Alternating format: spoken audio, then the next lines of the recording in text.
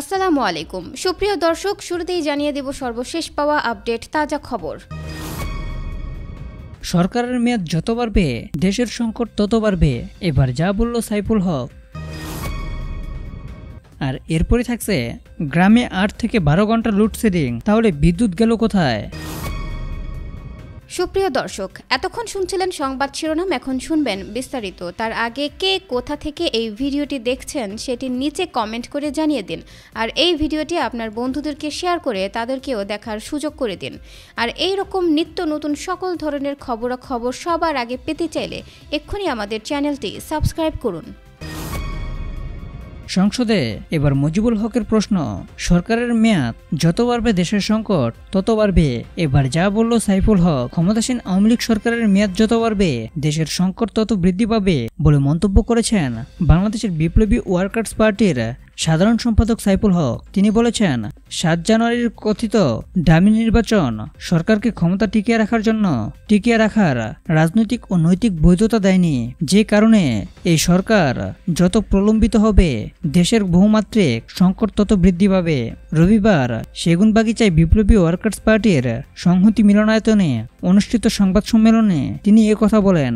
এ সময় আরও উপস্থিত ছিলেন পার্টির রাজনৈতিক পরিষদের সদস্য বহিশিকা জামালি, আকবর খান, আবু হাসান টিপু, মীর মোফাজ্জল হোসেন মোস্তাক, কেন্দ্রীয় কমিটির সদস্য শহীদুল আলম নান্নু, শহীদুজ্জামান লাল মিয়া, মহানগর সদস্য জুনায়েদ হোসেন, বাবর চৌধুরী, নান্টু দাস প্রমুখ।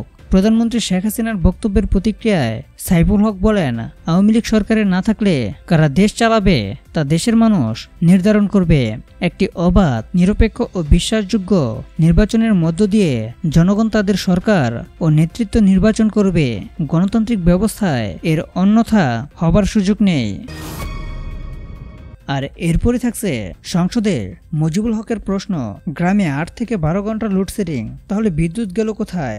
গ্রামে এখন ৮ থেকে ১২ ঘন্টা পর্যন্ত বিদ্যুৎ থাকে না উল্লেখ করে বিরোধী দলের চিফ হুইপ মুজিবুল হক বলেছেন, সরকার বলছে ২৮,০০০ মেগাওয়াট বিদ্যুৎ সক্ষমতা আছে, তাহলে বিদ্যুৎ গেল কোথায়? রোববার জাতীয় সংসদে অনির্ধারিত আলোচনায় অংশ নিয়ে জাতীয় পার্টির মহাসচিব মুজিবুল হক আরও বলেন, এখন দেশের মানুষ অনেক সমস্যায় আছে, এর মধ্যে দুটি সমস্যা গুরুতর, একটি হলো বিদ্যুৎ, আরেকটি সড়ক দুর্ঘটনা। মুজিবুল হক বলেন, এখন গ্রামগঞ্জে ২৪ ঘন্টার মধ্যে কোথাও ১২ ঘন্টা, কোথাও ৮ ঘন্টা লোডশেডিং থাকে। তার নিজের নির্বাচনী এলাকায় ৫ ঘন্টা বিদ্যুৎ থাকে না।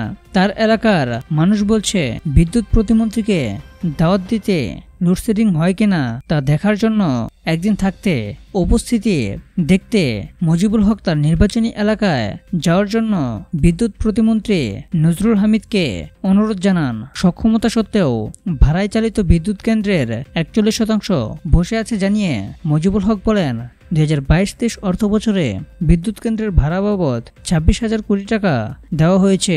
রেন্টাল বিদ্যুতের জন্য যে আইন করা হয়েছে তাকে দায়মুক্ত আইন আখ্যা দিয়ে মুজিবুল হক বলেন, উৎপাদন না করেও বসে বসে ভাড়া নেওয়ার যে চুক্তি তা জনগণের স্বার্থে বাতিল করতে হবে।